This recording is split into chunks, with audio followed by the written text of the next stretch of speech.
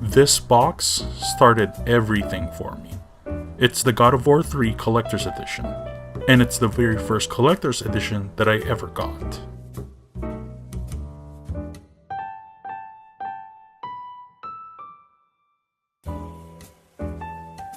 After that, I moved on to more elaborate Collector's Edition items.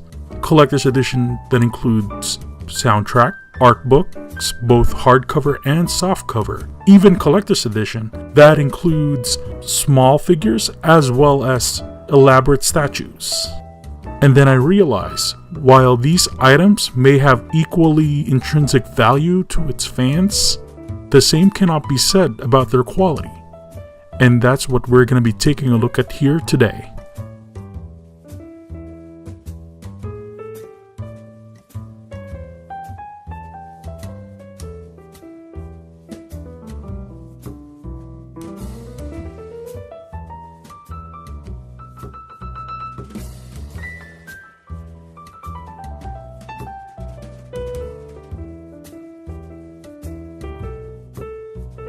Today we are going to be looking at a very particular collector's edition of a game that has quite the cult following, Danganronpa V3. Right away, the packaging of this product was quite different. Mind you, this is not the first time a bag was included as part of the package. But when this was shipped, the packaging only contained the bag and everything else was inside that bag. The Danganronpa V3 Collector's Edition contains the following: 1 Psycho Cool hat,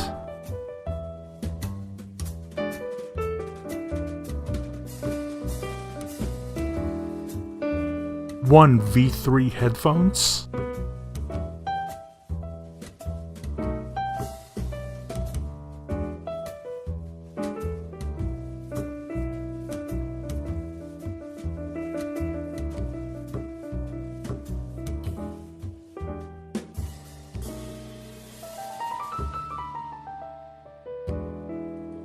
'a limited edition copy of the game,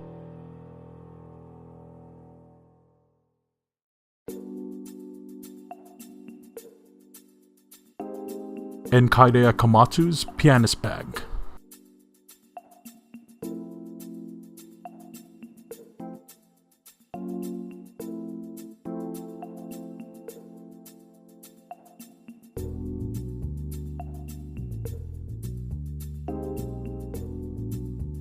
First, we're going to be taking a look at the Pianist Bag. The bag closely resembles Kaide's Pianist Bag, and because of this, I can't deny its high cosplay potential. Other than that, I love how simple this design is, where Kaide's high school symbol is the only marking on the bag. I can see someone actually using this as their casual bag. The bag flap itself is held by a metal latch, and the way the strike plate and the metal latch are attached to the bag is pretty sturdy. But the main issue I have with the bag is that its material, though standard, does not seem to be a good fit for this type of locking mechanism, as this type of material is susceptible to tearing when a significant pull pressure is applied. If they stick with this type of material, I would have used a magnetic locking mechanism to minimize the chances of tearing.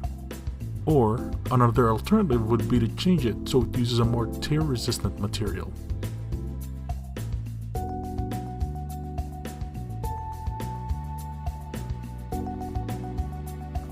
The inside of the bag is actually padded, though I doubt you can fit a 13-inch laptop in there.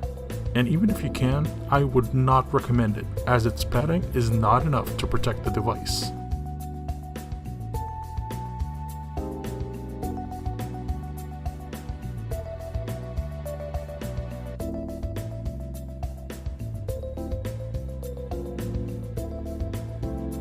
The inside is actually quite roomy. I can fit in 6 Ultimate Guard monoliths, which measures around 3.5 by 3.1 by 5.4 inch per deck box. In addition to that, I can store an Ultra Pro 2x2 side loader binder on its internal pocket.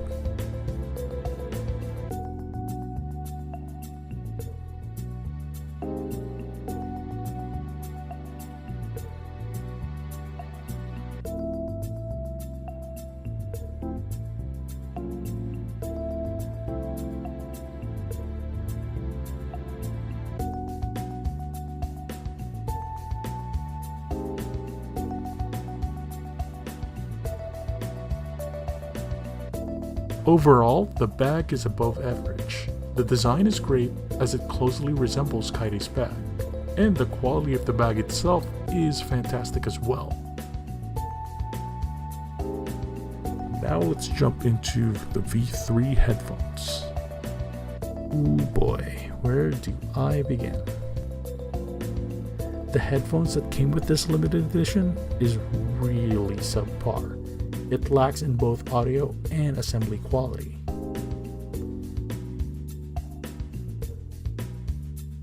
The design is such as one headphone has the Monokuma logo while the other one has a stylized DR. Personally, I really dislike this unsymmetrical design. In addition to that, the stylized DR seems really unsubtle to me. If they had used Monokuma on both headphones, then I'd be more receptive of its design. But that's not even the main issue with these headphones. First, let's take a look at the sound quality. All I can say is, it's really bad. I can barely hear the bass, and one of the headphones does not even function. And in addition to that, the audio sounds really scattered. So you can see how disappointed I am. I actually did want to use these headphones. Unfortunately, with the current state of its sound, I can't even find a practical use for it.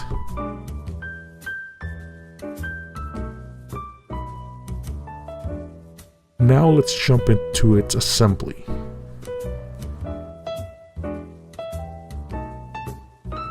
The assembly of the headphones is really disappointing. It feels quite flimsy since it's only using steel wires to hold the headphones together.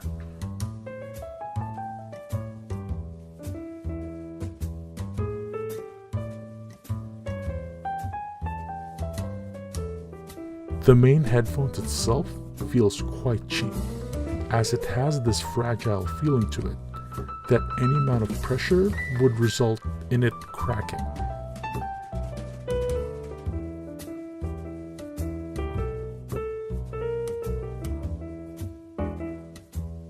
Overall, I am really disappointed with this. I was expecting something good. Honestly, even if the sound quality is not comparable to like a Bose or a Sennheiser or even a Sony, this item being non-functional at all, I would rather not have had it and had a lower price for the collector's edition. But again, this is one of the main downsides I see on this collector's edition.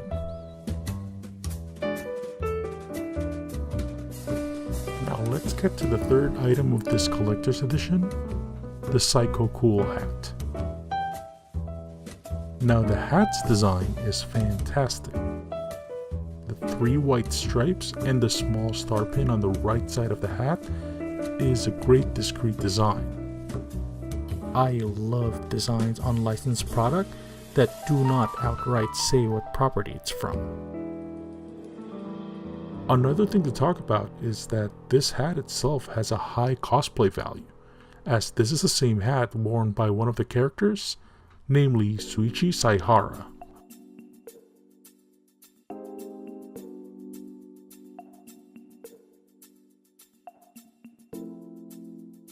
Overall, its high cosplay potential and fantastic design makes this a great inclusion to the collector's edition.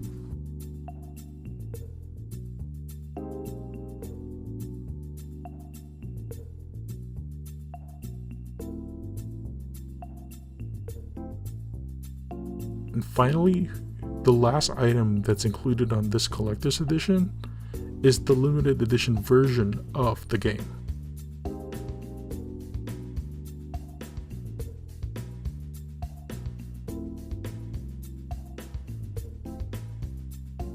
The limited edition of the game came with the following.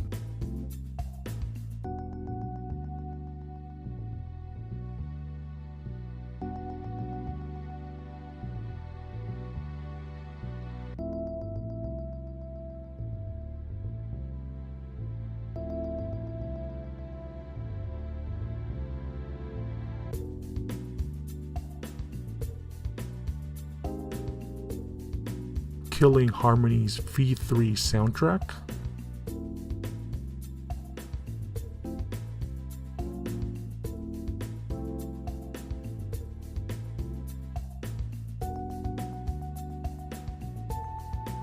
Day 1 edition of the game,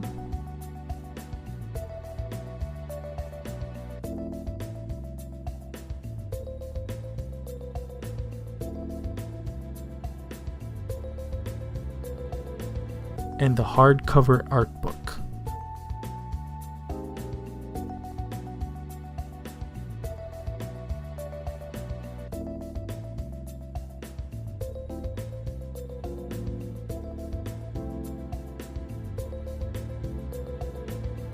The hardcover art book is pretty small. Its size is actually similar to the original Dark Souls art book. Still, in terms of art books, I'd say it's pretty basic compared to the other art books in my collection. And yes, I'm using Skyrim's Collector's Edition art book as a measure of quality. Yes, I know that's unfair, but again, I think that the Skyrim's art book is a measure of how art books should be done these days.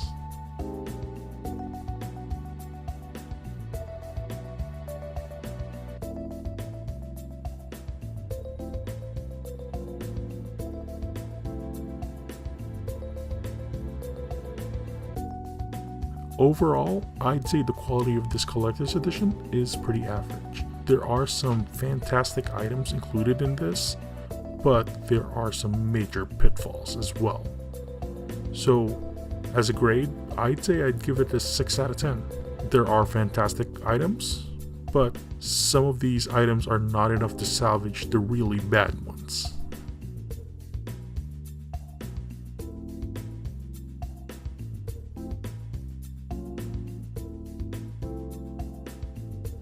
Thank you for watching.